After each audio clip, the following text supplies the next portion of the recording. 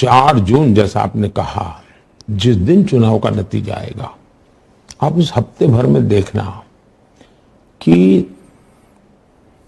यानी भारत का stock market के लिए उसके सारे जो उनके प्रोग्रामिंग के जो प्रोग्रामिंग वाले सारे उनके थक जाएंगे। हेलो दोस्तों, मैं नीरज शर्मा, एक एफएनओ ट्रेडर। आज आपके अपने चैनल द मार्केट ट्रेडर में आपका स्वागत करता हूँ। जैसा कि अभी आपने जस्ट पहले वाली वीडियो में सुना कि मोदी जी मार्केट के बारे में बोल रहे हैं कि 4 जून को मार्केट अपर साइड की सारी लिमिट तोड़ सकता है, मतलब अपर सर्किट लगा सकता है। तो आज मैं आपको बताने वाला हूँ, जैसे मैंने आपको पहले एक शॉर्ट वीडियो अपलोड किया था जिसमें मैंने आपको बताया था कि बेस्ट ऑप्शन स्ट्रेटेजी इलेक्शन के टाइम पे ट्रेड करने के लिए क्या है। तो मैंने उसमें बताया कि no trade is the best option strategy. तो मैं अपनी उसी बात पर कायम हूँ और मैं उसी को थोड़ा सा डिटेल में एक्सप्लेन करने के लिए मैंने वीडियो लेके आया हूँ। वीडियो को अंत तक जरूर देखना और चैनल को लाइक, शेयर एंड सब्सक्राइब जरूर करना। तो आज मैं आपको बताने वाला हूँ कि ऐसे टाइम पे आपको ट्रेडिंग क्यों नहीं करनी चाहिए। तो सबसे पहला रीजन है दोस्तों कि ऐसे टाइम पे वॉलेटिलिटी इंडेक्स, जिसको ग्रीड एंड फियर इंडेक्स बोलते हैं, वो बहुत हाई, अपने बहुत पीक पे रहता है। जैसा कि नॉर्मली विक्स से लगभग 10 से 12 के बीच में रहता है, लेकिन अभी फिलहाल में वो चल रहा है लगभग 22 के आसपास में। तो 22 का विक्स मतलब ये दर्शाता है कि आने वाले एक महीने में, या आप ऐसे बोलो कि जून सीरीज के जो ऑप्शन होते हैं उनके प्राइसेस बहुत ज्यादा हाई है और उनमें बहुत ज्यादा वॉलेटिलिटी रहेगी। तो सबसे पहला कारण है कि उनमें अभी फिलहाल जो ऑप्शंस के प्राइस है वो बहुत ज्यादा हाई है। अगर आप एक ऑप्शन बायर हैं और ऑप्शन बाई करने की सोच रहे हैं तो आपको ऑलरेडी बहुत हाई प्रीमियम पे करना पड़ेगा। और निफ्टी का जो 4 जून के बाद जो मोमेंट को आप कैप्चर करना चाह रहे हो, एक्चुअली ऑप्शन बायर एक मोमेंट को कैच करके ही पैसे बना सकता है। तो अगर आप उस मोमेंट को कैच करके पैसा बनाना चाह रहे हो तो उसके लिए अगर आप ऑप्शन खरीदना चाह रहे हो तो आपको ऑप्शन के प्राइस बहुत ज्यादा ओवर वैल्यूड मिलेंगे इस टाइम फ्रेम में। तो आपको लगभग, आप ऐसा मानो कि अगर आपने कोई कॉल ऑप्शन बाई किया है, आपने कोई पुट ऑप्शन बाई किया है और इलेक्शन के जस्ट बाद में निफ्टी अगर 1 या 1.5% ऊपर, 1 या 1.5% नीचे भी जाता है तो भी चांसेस है कि आपका लॉस होगा, क्योंकि just after the election result market में क्या होता है कि जो विक्स होता है वो सडनली क्रैश होता है, नीचे की तरफ आता है, क्योंकि विक्स अनसर्टेनिटी को दर्शाता है।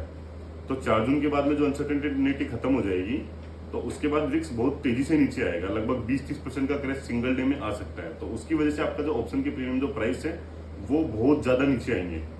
तो बहुत ज्यादा नीचे आएंगे तो मतलब ऑप्शन बायर को नुकसान होगा। तो पहला कारण है कि इस वजह से आपके नुकसान होने के चांसेस बहुत ज्यादा हाई रहते हैं। और दोस्तों दूसरा कारण है कि हाई विक्स है तो मतलब वॉलेटिलिटी बहुत ज्यादा हाई रहती है। जैसा कि हम लोग डेली मार्केट में ट्रेड करते हैं तो हम लोग देखते हैं कि अभी जो सिनेरियो चल रहा है जिसमें निफ्टी 200-300 पॉइंट सडनली 15-15 मिनट में मूवमेंट दे रहा है, जिसकी वजह से आपको क्या होता है कि आपके दोनों तरफ के स्टॉप लॉस हिट होते हैं और आपको जो ऑप्शंस की जो पोजीशन है, अगर आप एक ऑप्शन सेलर है तो आपको उनको मैनेज करने में बहुत ज्यादा दिक्कतों का सामना करना पड़ रहा है। तो इस वजह से आप ट्रेडिंग नहीं करेंगे तो मुझे लगता है कि आप ज्यादा पैसे बचा पाएंगे अनटिल अनलेस कि आप ट्रेडिंग करेंगे। तो तीसरा कारण है दोस्तों कि अपना जो जनरल इलेक्शन होता है वो 5 साल में एक बार आता है। तो ऐसे टाइम पे अनसर्टेनिटी बहुत ज्यादा रहती है, मतलब बहुत पीक पे रहती है, क्योंकि अपने को किसी को नहीं पता कि 4 जून को किसकी सरकार बनने वाली है। हालांकि मार्केट ने लगभग तय कर रखा है कि जो एग्जिस्टिंग अपनी गवर्नमेंट है, मोदी सरकार, वही आने वाली है, लेकिन कितनी सीटें आने वाली है ये किसी को नहीं पता। लोग अपने अपने अकॉर्डिंग प्रेडिक्शन करते रहते हैं, लेकिन अभी जैसे वो बीजेपी 400 का नारा दे रही है तो अपने को नहीं पता कि मार्केट ने कितनी सीटों को डिस्काउंट कर रखा है। मतलब मार्केट का होता है किसी भी चीज का अंदाजा पहले से लगा के चलता है। तो अगर मार्केट ने अंदाजा 300 सीटों का लगा रखा है और मान लो बीजेपी की 300 से कम आती है तो बहुत ज्यादा चांसेस है कि मार्केट या तो ऊपर की तरफ भागेगा या नीचे की तरफ भागेगा, दोनों में से एक कोई भी चांसेस हो सकता है। वहीं अगर मान लो उम्मीद से ज्यादा सीटें आती है तो भी ये चांसेस रह सकते हैं। तो ऐसे टाइम पे इस स्विंग से बचने के लिए आप ट्रेडिंग को थोड़े दिन के लिए रोक दीजिए। अगला रीजन क्या होता है कि दोस्तों की ऐसे टाइम पे तरह तरह के रूमर्स फैलते हैं, व्हाट्सएप ग्रुप में मैसेज फैलते हैं। कोई बोलता है कि एनडीए आ रहा है, कोई बोलता है इंडिया अलायंस से जा रहा है।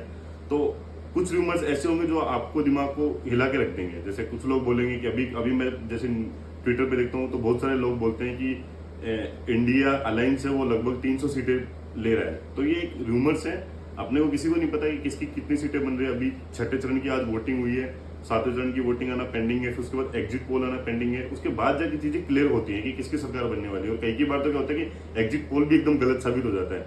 तो इन सब रूमर्स को लेके जो मार्केट के पार्टिसिपेंट होते हैं वो बहुत ज्यादा डरे हुए रहते हैं। तो इसकी वजह से मार्केट में बहुत ज्यादा फ्लक्चुएशन होने के चांसेस रहते हैं। तो उन फ्लक्चुएशन से बचने के लिए आपको ट्रेडिंग ऐसे टाइम पे अवॉइड करनी चाहिए। दोस्तों जो अगला कारण है उसमें वो मैं पर्सनली मानता हूँ कि ऐसे टाइम पे ऑपरेटर्स लोग बहुत ज्यादा एक्टिव रहते हैं। जैसे कि प्रीमियम बहुत ज्यादा हाई रहते हैं तो लोग गैम्बलिंग करने के पर्पज से ज्यादा आते हैं मार्केट में, ना कि हेजिंग करने के पर्पज से। तो ऐसे टाइम में ये लोग क्या करते हैं, किसी भी एक स्क्रिप्ट को अच्छे से मैनिपुलेट करते हैं और फिर रिजल्ट के बाद में उसको 10% ऊपर या 10% नीचे उठा के पटक दे सकते हैं। तो ऐसे टाइम पे जो ऑप्शन बायर होता है या सेलर होता है वो बहुत अच्छे से ट्रैप हो पाता है। तो आप इस टाइप से बचने के लिए आप ट्रेडिंग अवॉइड कर दीजिए। तो दोस्तों, the last and final reason जो मैं मेरे हिसाब से अपने आपको बताने वाला हूं, तो वो ये है कि अगर आप एक ट्रेडर हो और आपने साल भर में रिटर्न कमाया है ट्रेडिंग से, तो आप उस रिटर्न को बचा के रखिए। क्योंकि ऐसे टाइम में क्या होता है कि आपके लॉस होने के चांसेस ज्यादा होते हैं, प्रॉफिट होने के चांसेस बहुत कम होते हैं। तो अगर आपने रिटर्न कमाया है, रिटर्न अगर आपने जनरेट किया है, तो आप उस रिटर्न को मेंटेन करके चलिए और 10-15 दिन ट्रेडिंग अवॉइड करके आप जस्ट मार्केट को ऑब्जर्व करिए। हो सकता है आपके लिए आगे चल के बहुत अच्छी लर्निंग मिले। और सबसे बड़ी बात क्या होता है दोस्तों कि ट्रेडिंग नहीं करना भी ट्रेडिंग करना ही होता है। कई बार क्या होता है, आप मार्केट को देखो, आप मार्केट को ऑब्जर्व कीजिए और ट्रेडिंग मत करिए। तो ये भी आपकी ट्रेडिंग के अंदर ही शामिल होता है। इसको ऐसा नहीं बोल सकते आपकी आपने ट्रेडिंग नहीं किया तो अगर आपने मार्केट को देखा है और ट्रेड नहीं लिया तो वो भी एक ट्रेडिंग ही है। ये एक आर्ट है जिसकी वजह से बहुत सारे लोग पैसे डुबो सकते हैं और आप पैसे बचा सकते हो अपने आप को। तो दोस्तों, इस हिसाब से मैंने आपको समझाया कि ऐसे करके आप ट्रेडिंग अवॉइड करके आप अपने रिटर्न को भी सुरक्षित रख सकते हैं और आप ऐसे किसी ट्रैप में भी नहीं फंस सकते और आप चीजों को ऑब्जर्व करके अपने आप को एक अच्छी लर्निंग भी दे सकते हैं।